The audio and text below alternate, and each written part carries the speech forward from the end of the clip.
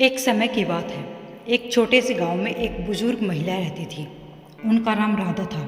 राधा बहुत ही दयालु और सहानुभूतिपूर्व थी।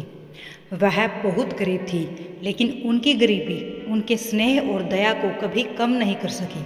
राधा का एक ही बेटा था, जिसका नाम रामू था। रामू किसी नगर में नौकरी करता था और अपनी माँ से बहुत प्यार करता था। रामू हर महीने अपनी माँ के पास आता था, उसे पैसे देता था और फिर वापस शहर चला जाता था।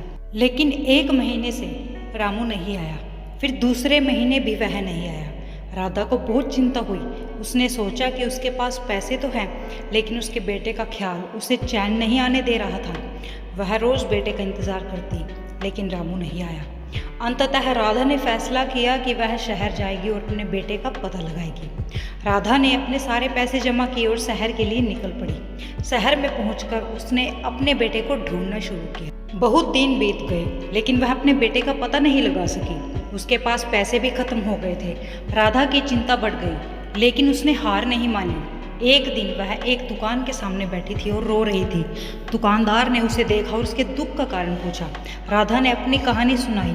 दुकानदार ने उसे अपने बेटे के बारे में बताया। रामू ने एक हादसे में अपनी जान गंवाई थी।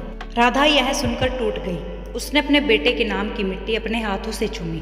उसकी आंखों में आंसू थे, लेकिन उसके मन में एक आशा थी। उसने अपने बेटे को खोने के दुख को स्वीकार किया और अपने गांव लौटने का फैसला किया। राधा की कहानी हमें यह सिखाती है कि जीवन में कठिनाइयाँ आएंगी, लेकिन हमें कभी हार नहीं माननी चाहिए।